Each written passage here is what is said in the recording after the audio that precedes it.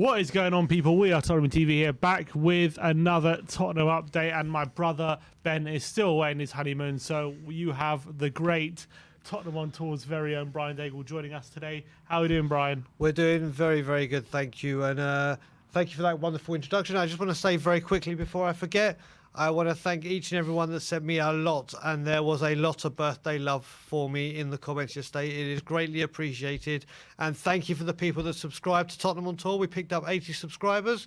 We're trying to get some more. We're trying to go to 5,000, so any help would be appreciated. But Simeon, it's always a pleasure spending time with you, buddy. No, pleasure's all mine, Brian. Pleasure's all mine. And now let's talk some Tottenham. Let's do it. And let's talk. There's been some transfer activity. Well, not quite, but there's a lot of talk and there's a lot of moving parts. And over the last 24 hours, things seem to be moving into place. And we'll start with some news that we've received from one of our sources at Tottenham, who claims that Levy and Paratici had a meeting yesterday surrounding some of the transfer activity surrounding Tottenham, and he gave us a few snippets as to what was discussed. Apparently, first he said is that Tottenham will definitely be looking to use swap deals very much this window to try and offload players who are on decent wages, who might be difficult to shift, the likes of Lo Celso and Dombele. Obviously, we know about Winks and stuff like that. He's definitely said using swap deals is going to be at the forefront next season. He also says that Tottenham are exploring the opportunity to use Winks in a swap deal with Richarlison, and as well potentially looking at Bergwijn for Anthony, although that one seems unlikely. We'll definitely look. Obviously, Everton want Winks and we want Richarlison, so potential for a swap deal there, although Everton would rather Winks on loan, so that could complicate things.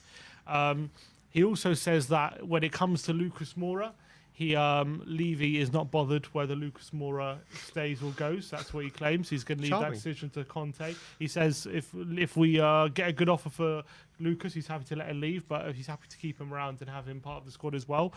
And what's probably most interesting, he says that he says he's heard that today there is an agent of a player coming to the training ground to discuss a potential move to Tottenham. He doesn't know the identity of said agent, but last time he told me this information, that was when Basuma was signed. So there could be some activity when it comes to some Spurs being in talks with someone. As apparently an agent is set to come to Tottenham today to discuss a move. So interesting stuff potentially coming from that meeting with Levy and Paratici. Yeah, I mean, it sounds. I mean, when it comes to player plus money deals, this is right. We've been saying, isn't it? It's right up Paratici's alley. We were kind of expecting this. We saw it last season with Lamela and Hill. And I would expect more of them to come. But it kind of makes sense, obviously. If we need to get rid of these players and we can't get them out the door for a value, sweeten the deal with a player you want from them. So for this part, it makes total and utter sense that we will be doing this. And then in regards to the agent, let's just hope it's a player of substance. And obviously, as you said last time that someone said this to you or this person, it was Basuma coming in. So that's something positive. But yeah, these meetings seem to be gathering pace, and let's just hope they continue in the right direction. Yeah, let's hope so. Look, take that information what you will, but that's what we've been hearing was happening as of yesterday. So let's hope there's some extra movement over the next few days and things start to speed up. Next up, we're going to be talking about Rafinha, and there's reports that from a journalist out in Barcelona that Leeds have received a €55 million bid plus 15 million in add-ons for Rafinha, and they also report that it is not from Barcelona. Now, there's no confirmation as of yet who the team is who have bid, although the rumours are that it is Arsenal who have made a bid. When it comes to Tottenham's interest, Ali Gold has said Spurs are expected to firm up interest in Rafinha in the next coming week. Fabrizio Romano says that Tottenham are preparing a proposal for Rafinha, who is now really open to listening to English clubs. And he also says that Rafinha dreams of playing in the Champions League And he says, I heard that Spurs told Leeds that they are ready to make an offer for Rafinha, and they play in Champions League football. So we have to wait and see what the players' response and Leeds' response will be. Do you reckon there's any chance of this bid? Although there's reports it is Arsenal, do you reckon there is a chance it could be coming from Tottenham? 55 million plus 15 million in add-ons is quite a steep price. It is. I mean, first of all, this would be, if it is Arsenal, this is their second bid, isn't it? Because they've had one rejected. Unless this is the one that has been rejected, but yeah. So let's assume it's the second bid. It could also be us, because obviously the rumours have heated up quite considerably that it is us that are registering interest and we're ready to enter this race. What I will say is this has to be like the top whack we would pay. This has to be, because as much as I want to see players come in, and I said this with Dusan Vlahovic, as soon as I heard he wanted 300,000, it was like, he doesn't warrant that. I don't want him coming for 300,000. And if we need to go upwards of 70 million, this is euros, isn't it? Yep. Then it's getting ridiculous. But I know fans, teams know we have a lot of money coming in, but this is not to be held to ransom for, because it's the Tottenham thing. I don't want that just because we got it just to splurge it. There's better players, or there are players out there that can do this, and I think 70 million euros is a very, very steep price. It is. That'll be about £60 million. But could it be worth it for the quality you're bringing in? You're bringing a player who's tried and tested in the Premier League, scored 11 goals for a struggling Leeds side last season, has bags of quality, can play on the left and the right-hand side. So do you think maybe that's how much it's going to cost to get players good enough to rival our current forward options? Well, with that on the table, and then you look at possibly in the update we just brought before about Winks and Richarlison, I think there's more value for money in a deal like that going through, should it be able to go through, than 70 million euros for Rafinha. He may be a great player, he may be, but I think this is steep. This is like, that's putting him on par with Ndombele for our record signing, and I would like to see if it was a record signing that we bought or near that, but it was a player of substance. But is this not the problem we're continually always in, isn't it? Yep. It's like, because we have great forward players, and it's like, well, we need depth, but it's like anyone good enough to challenge them, you're going to have to spend this amount of money because they're so good. Yeah, but so what do? Do you just go for a medium kind of players, or do you try and push the boat out and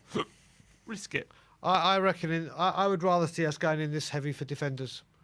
I really would. Like we were just speaking about right back or right wing back, should I say, or a left centre back. I would love to see us drop this kind of money on a player of that position or those positions, as opposed to a formidable forward line. Yes, we want strength in depth. Yes, we want competition, but I'd rather we have a lot more competition there in defence and get this sorted, rather than splashing 70 million euros on a forward line when our forward line is very, very potent. It's electric, and if our defensive three can match that, then obviously with Basuma coming in, that spine becomes very, very strong. Do you reckon Arsenal's interest is what's speeding up our potential interest? Because that's what it seems as though they're the ones seriously going for him, where maybe we're fearing, well, if we don't go now, we might miss out on him completely and might have to be forced into an option that we're not sure about, like Richarlison. I think that has a lot of things to do with it. A lot of things. Like we were saying with Eriksen, that we can kick this can down the road because it's a free transfer, and if things don't hot up, we can focus on other deals, and maybe this is the deal that heated up that Spurs now need to get interested in. And I think Arsenal's interest and obviously formal bids are certainly making this more urgent for us. All right, let's move on to the next topic. That's Steven Bergwijn and Charlie Eccleshare yesterday reporting that a fee of 25 million euros has been agreed for Steven Bergwijn's departure, but the final details are still being sorted. He says the deal will go through on or after July the 1st, and that Tottenham are hoping to bring in another forward before they sell Bergwijn. Michael Voai from Holland, the Telegraph in Holland, he says Ajax are going to break their transfer record to sign the winger Steven Bergwijn. The chances of Bergwijn arriving at Ajax are now extremely big. The fans will have to be a little more patient, more likely after the 1st of July, but I dare say it with almost guaranteed certainty that he will join Ajax. 25 million euros, about 21 million pounds. Obviously, that's probably about a 6 million loss overall from when we signed him. But looks still a decent amount of money which you can put towards future signings. What do you think about that potential So price? first of all, I'm absolutely amazed that you just said they're going to smash their transfer record. Yeah, 20 At that million. price. Yeah. It just goes to show how good their youth academy is, that they don't always need to spend big. The value, listen, he was going to decrease in value. Listen, he's not been a regular starter for Spurs of any way, size, shape, form. Injuries, and he just has not been given the time to put a patch of form down. So you're going to take a hit from him. And we're saying it's come to the point now where to get some of these players out, we need to take a hit just to get them out the door and off the wages. It's a shame that it's ending the way it is with Bergwijn, because like I said, you and me are a fan of him. But if this deal goes through, the quicker it goes through, the better.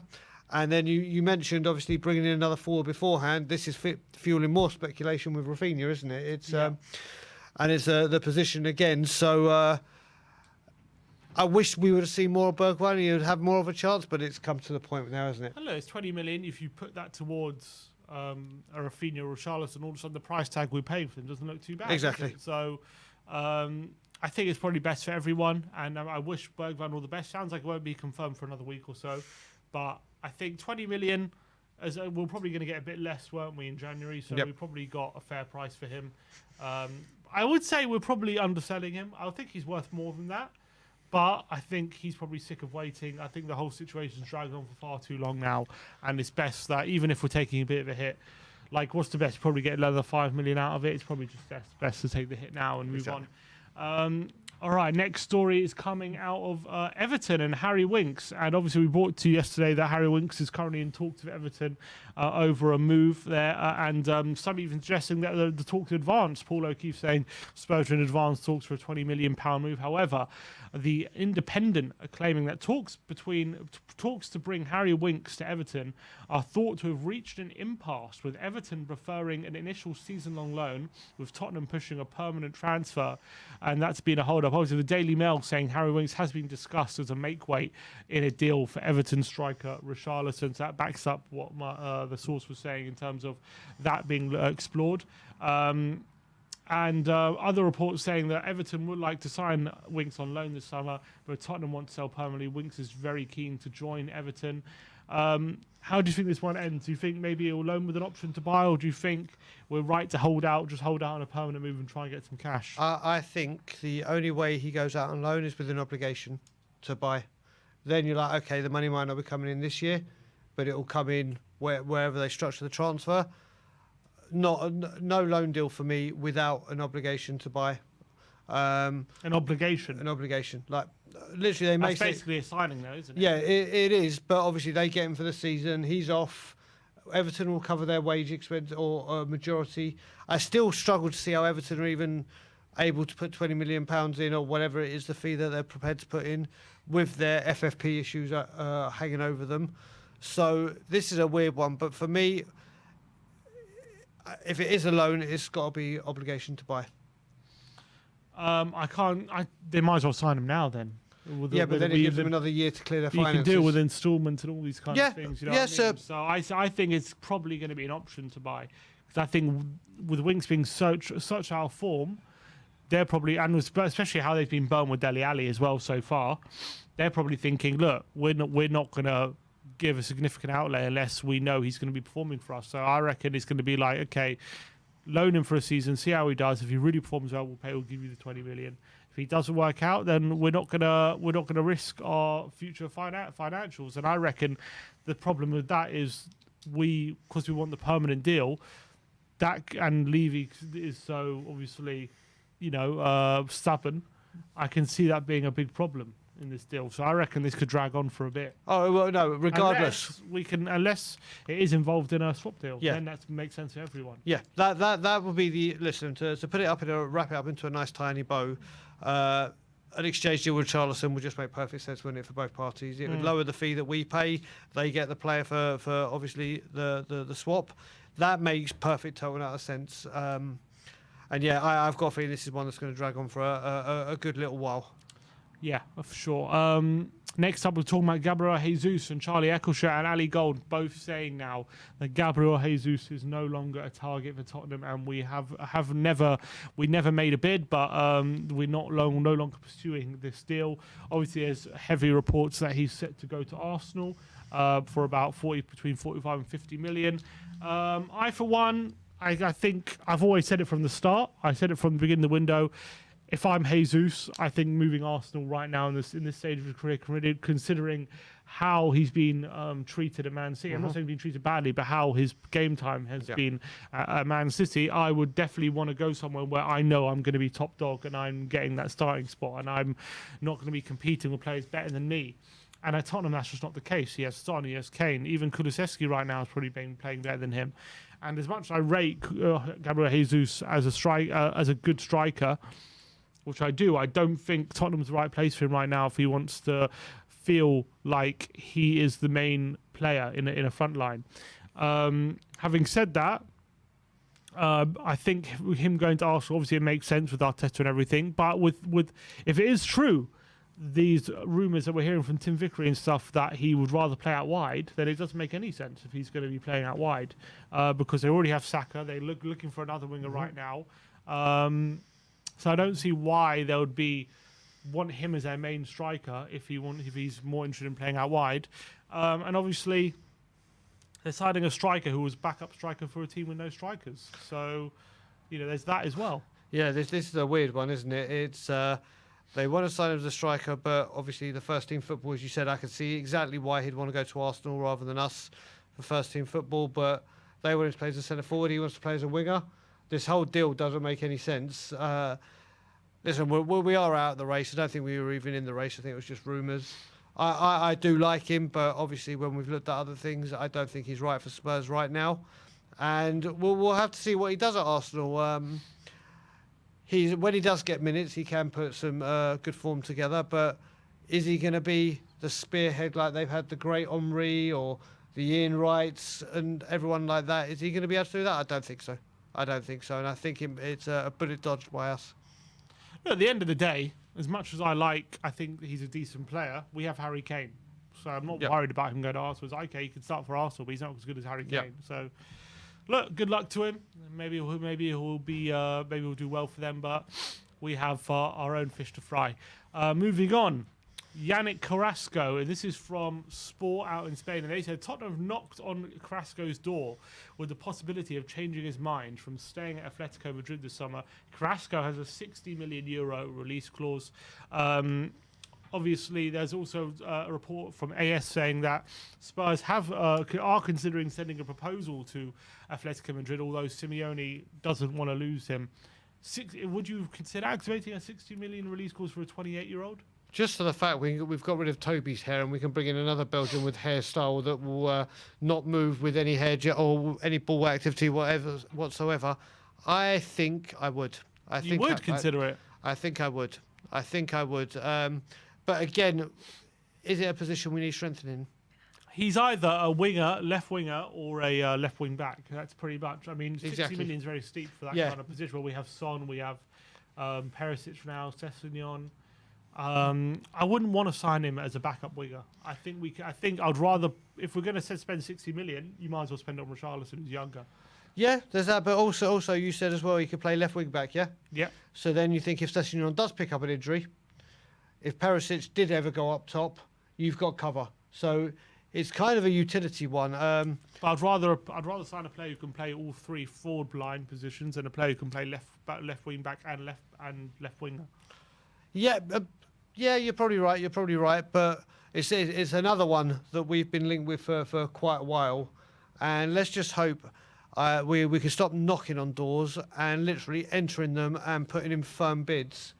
So it happens. But no, I think you're right. Maybe I would withdraw what I said and maybe not go for him and spend it elsewhere. 60 million is just a bit steep. I mean, if we can get him for lower, I think if we can get a good deal for him, I think he could be a useful player for us. I just feel like if we're going to be spending 60 million, you might as well push the boat out for Rafinha or Richarlison. It's the right. I know it's his release fee, but this is what I was saying before with the money coming in. People know that Spurs are coming to money. People know Spurs have got into top four. people know Spurs have had concerts and NFL and boxing and whatever. So there's going to be a Tottenham tax, isn't there, this summer? And this one's more of a release fee, but this is the kind of fees we're talking about, aren't we? Levy doesn't do Tottenham tax. Levy just doesn't do taxes. Next up is Sasa Kalajic. This is the last story. This is from TZ, a report out in Germany. They said Sasa Kalajic talks with Bayern Munich over potential transfer are stalling, with the striker continues to be tempted by a move to the Premier League, with Tottenham interested in signing him. Now, he is a 24-year-old Austrian striker for Stuttgart. Last season, he scored 6 goals in 15 games. It doesn't sound too impressive, but the season before that, he scored 16 goals in 33 games. He is a very, very tall striker. He's like 6'5". His contract is in his last year. And he may be someone who might consider, if we can get a cheap deal for him, maybe someone a target man who could be a good option B. So 6 in 15 last season. 15 in, what do you say, sort of 16 in 33. So near enough a goal every other game, which is not bad. Yeah, it's pretty good. Which is not bad. Let's face it. We need competition. There's one thing that he will do with that height is offer something different. Hold up play, as well as other things. Real aerial dominance and stuff like that. Yeah, so I can see pros to this deal. I can't really comment enough because I don't really know a lot about the player, but based on stats and based on height and the attributes that he could bring, maybe this is one we should look into. Interesting. With 1 year left on his deal, is always worth a look. For sure, could potentially get a cheap deal, but let us know in the comment section below what your thoughts on everything we have spoken about today. Brian, thank you very, very much for another great Tottenham update. For more contributions, go check out Tottenham on Tour if you haven't already. But that's it from us today. Like, subscribe and comment, and as always, come on you Spurs.